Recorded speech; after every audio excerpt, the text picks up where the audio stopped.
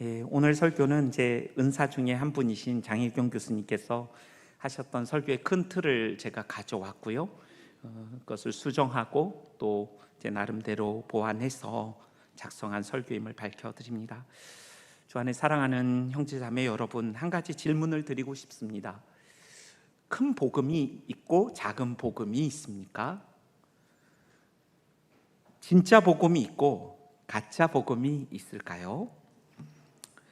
성경은 창조와 타락과 구속과 새 창조라는 큰 역사의 전 역사를 아우르는 틀에서 성경을 기록하고 있습니다.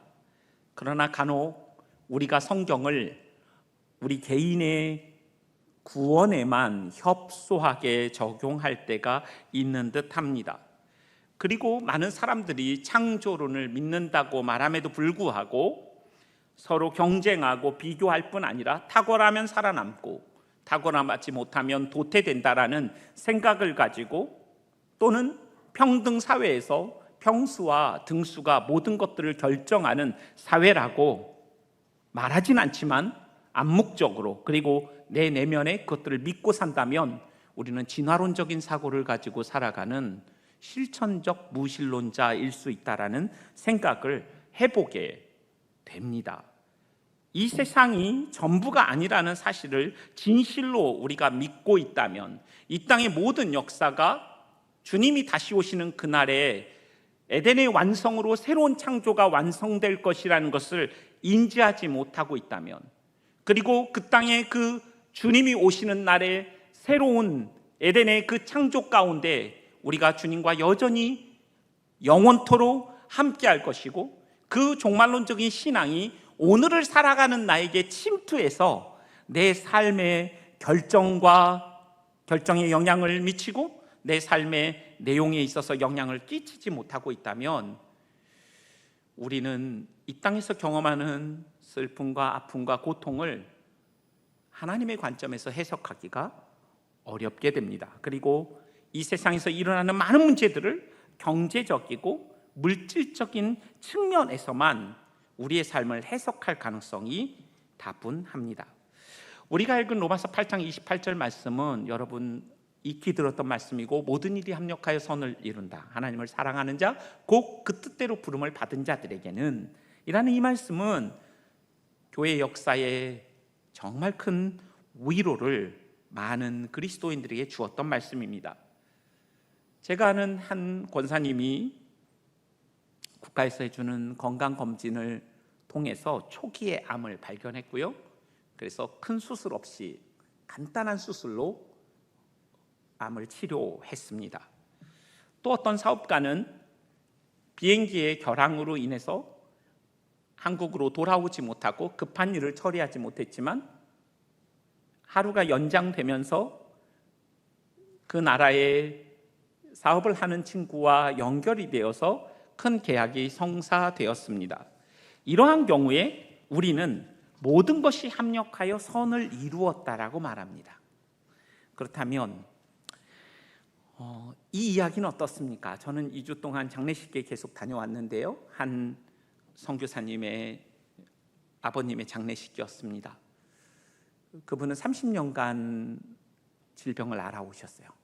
70대 노인이심에도 불구하고 또 누군가를 섬기기 위해서 섬김의 자리에 갔다가 갑자기 쓰러지시면서 하늘의 부름을 받았습니다.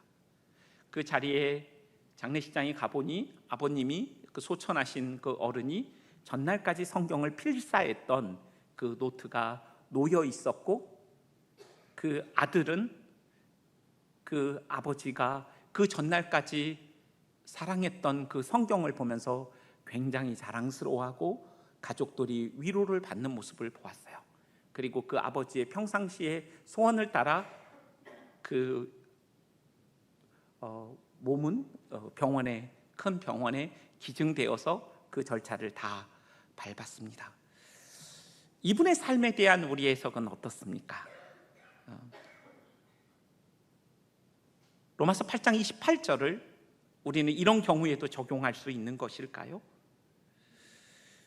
오늘 읽은 이 하나님의 선하심이라는 로마서 8장 28절에 나온 이 주제는 참 놀라운 것은 많은 무슬림 지도자들도 이 주제를 가지고 설교했다는 사실을 제가 인터넷을 통해 알게 되었습니다.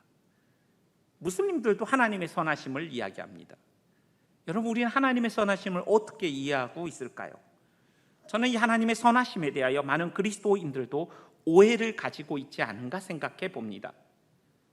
제가 이야기한 첫 번째, 두 번째 이야기는 전화 위복 사건에 해당할 수 있습니다. 무엇인가 부정적인 사건이 긍정적으로 바뀌었을 때 우리는 모든 일이 합력하여 선을 이룬다라고 말합니다. 그런데 만약에 그런 맥락에서 이 말씀을 적용하고 있다면 그 선함이라는 것은 대단히 현세적이고 물질적인 것을 의미합니다. 돈과 건강과 성공과 편안한 삶을 넌지시 가리키는 선함이라고 말할 수 있습니다. 그러나 본문이 말하는 선함을 그렇게 해석한다면 이 말씀은 여러분과 제가 경험하는 현실과는 너무나 거리가 많이 있습니다. 모든 그리스도인들이 부자 아니죠. 모든 그리스도인들은 아프지 않습니까? 큰 병에 걸리지 않습니까? 항상 실패하지 않고 성공하는 거 아니지 않습니까? 예수님을 믿음으로 진실로 그리스도의 뒤를 쫓아 살아가는 많은 그리스도인들도 경제적으로 어려움을 경험합니다. 그리고 소천하신 한 장례식장에서 제가 들었던 그 어른처럼 질병을 안고 살아갑니다. 여러분의 가족들 가운데에도 어쩌면 이런 질병 가운데 놓여 있고 하나님 앞에 지속적으로 구하지만 하나님께서 우리의 기도를 들으시는 것인가 하는 의심과 또한 낙심된 마음을 우리는 자주 경험하지 않습니까? 그렇다면 본문에서 말하는 선함은 도대체 무엇을 의미하는 것일까요? 29절 30절에 그 답이 나와 있습니다. 여기에서 말하는 선함이라는 것은 부정적인 일이 긍정적인 일로 바뀌는 것을 의미하는 것이 아니라 29절 상반절에 나와 있는 것처럼 하나님이 미리 아신 자들로 또한 그 아들의 형상을 본받게 하기 위하여 라고 나와 있습니다. 30절에는 영화라는 단어로서 예수님이 재림하실 때에 부활하신 그분의 형상을 여러분과 제가 입게 될 것이라는 궁극적인 최상의 선함을 설명하고 있습니다. 그래서 여기에서 선함이라는 것은 우리가 예수의 형상을 닮아가는 것이고 우리가 부활하는 그날에 그리스도와 같이 부활의 첫 열매 되신 그리스도와 같이 영화롭게 우리는 변화될 것이다. 성화를 거쳐서 구원의 최종적인 그 목적에 이를 것이다 라는 말씀입니다. 피조물인 인간이 창조주이시며 구원주이시며 만주의 주이신 그분을 닮는 것만큼 더 높은 더 고매한 선함이 없기 때문입니다. 그러므로 28절에 오늘 말씀은 신자들의 모든 어려운 환경과 여건이 이 세상에서 다 좋아질 것이라는 만사 형통의 복음을 이야기하는 것이 아닙니다. 이 복음은 만사 영통의 복음을 이야기합니다.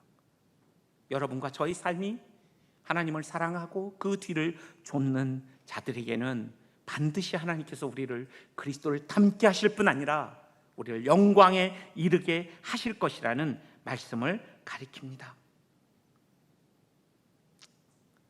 그래서 하나님은 당신의 자녀된 성도들이 하나님과 이웃과 나의 가족을 사랑하는 이 일에 우선순위를 두지 아니하고 하나님이 주신 그 부스러기를 하나님보다 더 사랑할 때, 그것을 가장 큰 위로로 삼고 살 때, 그것 때문에 일희일비하며 그것이 삶의 슬픔과 기쁨을 결정할 때 하나님은 그것을 빼앗아 가시기도 합니다.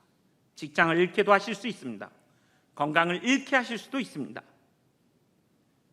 로마서 5장 3절 4절에 보면 다만 이뿐 아니라 우리가 환난 중에도 즐거워하나니 환난은 인내를, 인내는 연단을, 연단은 소망을 이루는 줄 알미로다 라는 말씀처럼 하나님께서는 우리 안에 그리스도의 성품을 만들어 가시고 마지막에 영광에 이르도록 하시는 이 일에 있어서 우리의 삶에 우리가 선택하지 않은 고통과 환난을 사용하신다라고 말씀하고 계십니다.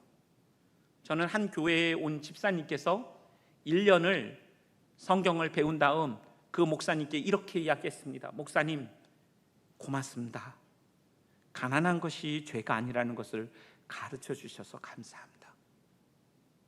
그분은 어떤 복음을 들었고 어떤 말씀을 들었기에 그 마음의 깊은 곳에 자신이 가난한 것이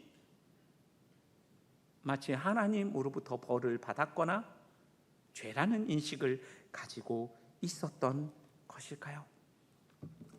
이 말씀을 통하여 우리는 우리가 생각하고 있는 하나님의 선하심에 대한 오해를 교정할 뿐 아니라 이 말씀을 통하여 그리스도인들은 외적인 조건으로 자기의 정체성을 삼지 않는다는 것을 기억할 필요가 있습니다. 사회적인 조건과 우리의 가지고 있는 소유와 우리의 경험이 우리를 우쭐하게 할 수 없고 우리를 낙심시킬 수 없다는 사실을, 주눅들게 할 수 없다는 사실을 이 말씀이 우리에게 보여주는 것입니다. 우리의 정체성은 흔들리지 않는 하나님의 나라에 있고 창세전에 그리스도 안에서 우리가 하나님의 사랑을 받았다는 사실, 그리고 우리가 그 사랑을 받고 있다는 사실, 우리가 그분의 것이 되었다는 사실, 그분의 것이 되었기에 우리가 그리스도 안에 있고 그리스도가 우리 안에 있기에 우리가 그리스도를 닮아간다는 사실, 하나님의 진노를 받기에 합당한 우리들이 불경건과 불의로 말미암아 하나님의 진노 아래 있는 인류 최대의 공경으로부터 우리가 구원받았다는 사실, 그것이 우리의 영원한 위로라는 사실을 오늘 이 본문이 우리에게 보여주고 있습니다. 본문 28절에서 말하는 것처럼 모든 것이 합력하여 선을 이루는 것입니다. 기쁜 일만이 아니라, 성공만이 아니라, 모두 세상 사람들이 즐거워할 만한 일이 아니라 그 모든 것 안에는 나쁜 일도, 슬픈 일도, 실패도, 시련도, 고난도, 질병도, 사고도, 환난도, 핍박도 있는 것입니다. 우리가 본문을 읽지 않았지만 바울이 확신하는 것이 있습니다. 죽음도, 삶도, 천사도, 권세자도, 현재일도, 장래도, 높음도, 기쁨도, 어떤 피조물도 우리를 그리스도의 사랑에서 끊을 수 없다는 그 고백처럼 말입니다. 이 모든 부정적인 일들이 각각의 시점에서 선을 이룰 수 있다, 성경은 이야기합니다. 이러한 관점에서 보면 외적인 성공이 아닐 수 있습니다. 외적인 실패도 실패가 아닐 수 있습니다. 저는 최근에 제가 사랑하는 한 동생 선교사로부터 편지를 받았습니다. 그리고 통화를 했습니다.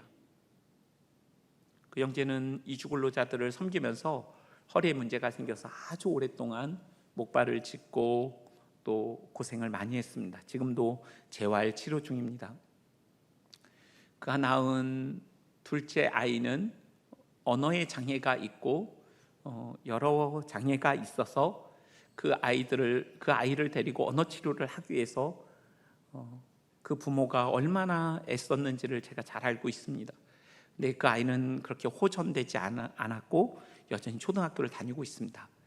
그의 누나인 아이는 중학생인데 무릎에 또 문제가 생겨서 잘 걷지 못하는 어려움을 겪고 있다는 얘기를 들었습니다. 그의 아내는 최근에 또 암을 발견해서, 다만 감사한 것은 수술을 받지 않게 되었다는 이야기까지 들었습니다. 어떻게 이렇게 총체적인 아픔을 경험할 수 있을까? 근데 그 형제는 저에게 이 말씀을 적어 주었어요. 시편 139편 제가 읽겠습니다. 11절 12절. 내가 혹시 말하기를 흑암이 반드시 나를 덮고 나를 두른 빛은 밤이 되리라고 말할지라도 주에게는 흑암이 숨기지 못하며 밤이 낮과 같이 비추나니 주에게는 흑암이 빛과 같음이니이다. 시편 기자가 자신을 휘감는 어두움 속에서 그 어두움이 찾아와서 우리 안에 있는 고요와 평안을 빼앗고 우리를 시끄럽게 할 때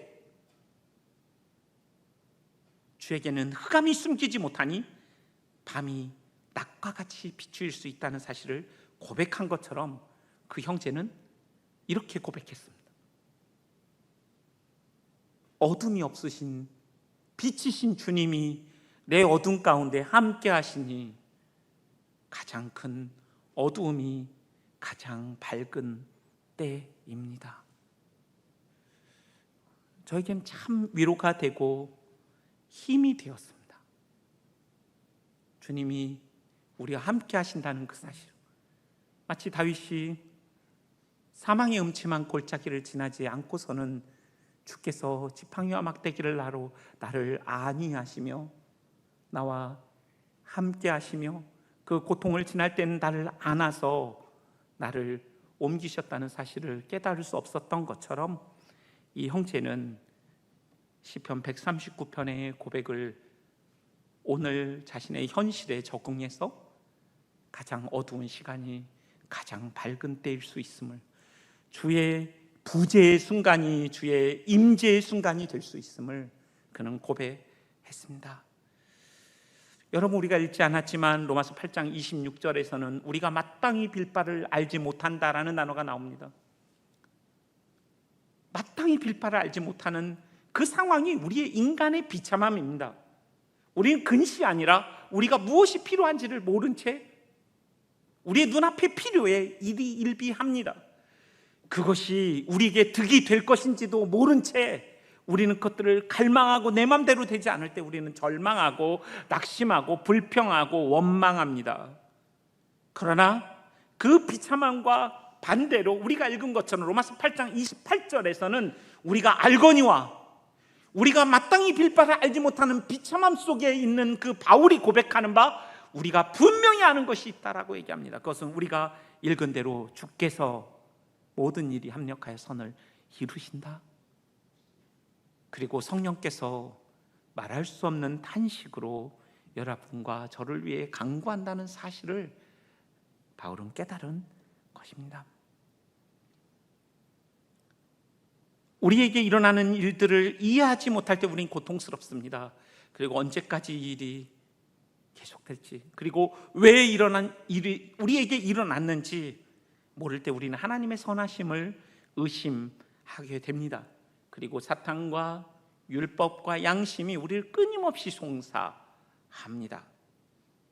그때도 우리가 읽은 이 본문, 우리가 알거니와 마땅히 어떻게 기도해야 할지도 모르는 그 순간에도 우리가 알 수 있는 것은 성령께서 우리를 위하여 말할 수 없는 탄식으로 간구하고 계시다는 그 사실, 하나님이 우리를 심판하셔도 선하시다는 그 사실을 우리가 붙들 수 있는 것이죠. 26절과 28절은 모순되지 않습니다.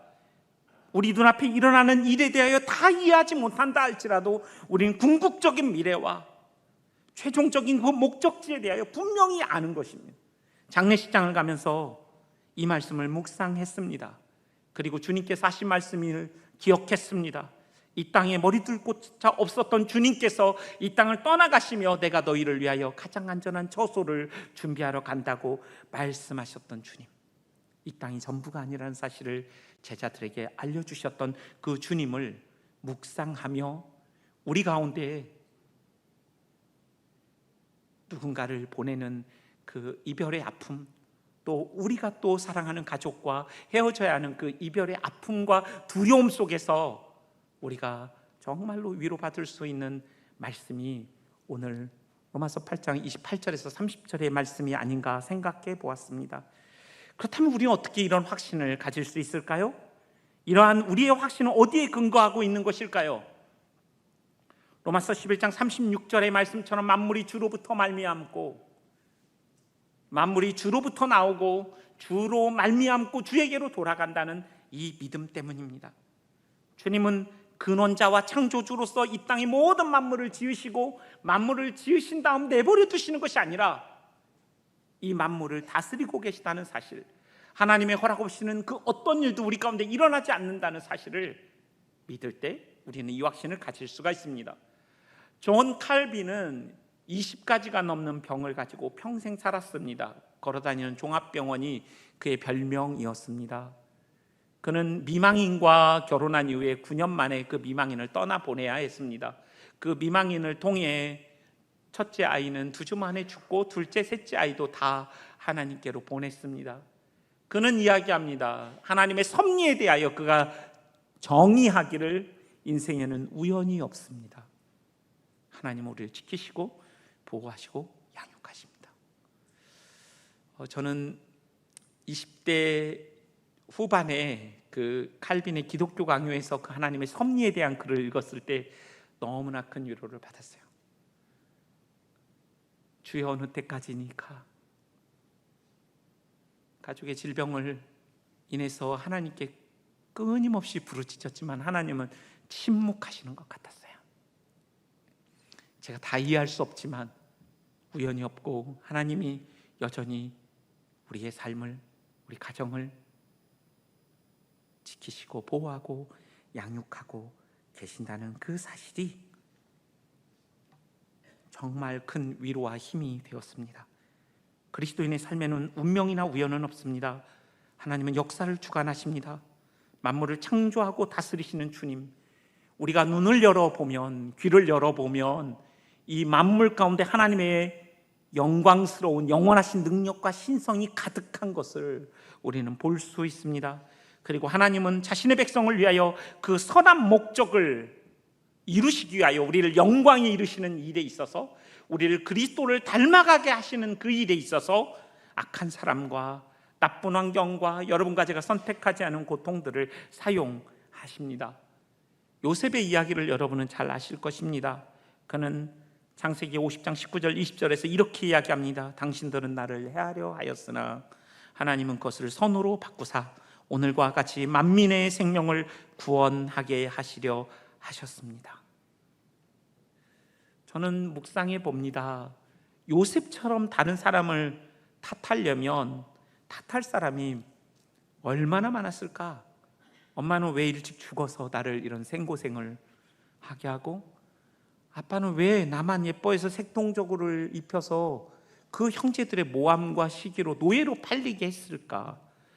그 형들은 도대체 어떤 인간들이길래 나를 구덩이에 넣어서 죽이려 하고 팔았을까?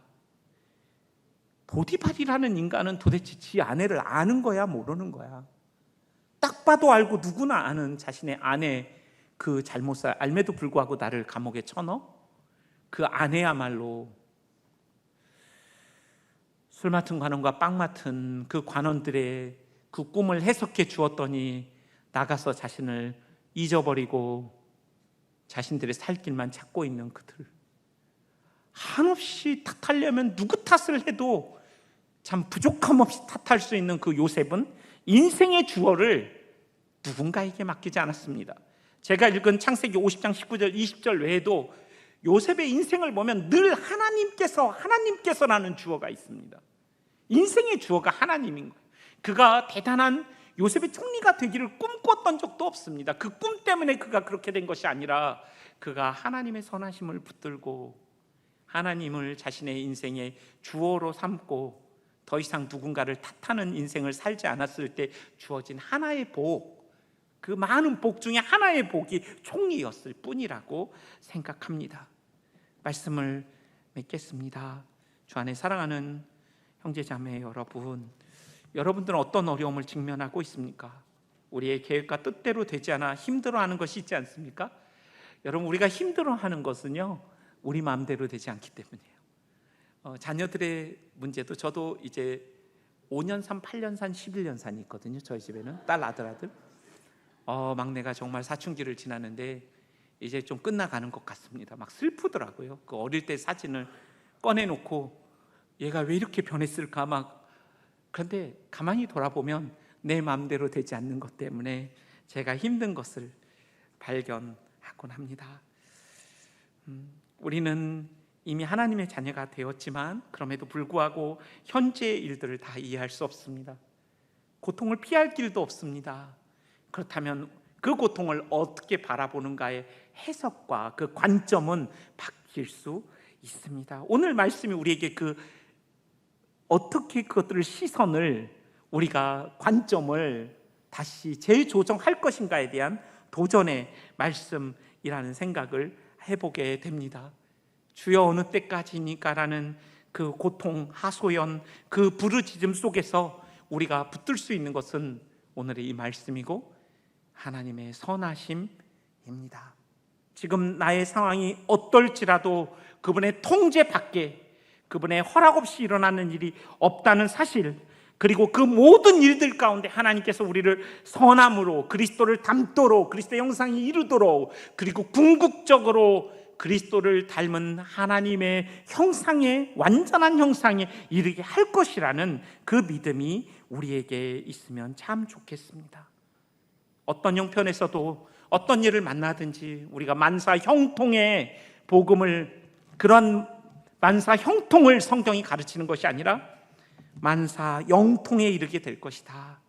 이 약속을 믿고 소망 가운데 인내하는 것이 참 복음을 아는, 창조로부터 타락과 구속과 새 창조, 이 땅이 전부가 아니라는 사실과 우리의 모든 역사가 그 새 하늘과 새 땅을 향하고 있다는 그 사실을 이해하면서 이 땅이 전부가 아니기 때문에 그 종말의 신앙이 오늘 내 삶의 고통과 이해되지 않는 일들을 새로운 관점에서 보도록 우리에게 믿음을, 또 우리에게 그 해석할 수 있는 그 전제를 준다는 말씀이 오늘의 본문의 말씀입니다. 주 안에 사랑하는 여러분, 실패가 실패가 아닐 수 있습니다. 성공이 성공이 아닐 수 있습니다. 어둠이 빛일 수 있습니다. 하나님의 선하심을 붙들고 크고 광대하고 아름답고 선한 복음의 관점에서 우리에게 일어나는 모든 일들을 해석하고 바라볼 수 있기를 주님의 이름으로 축원합니다. 기도하겠습니다.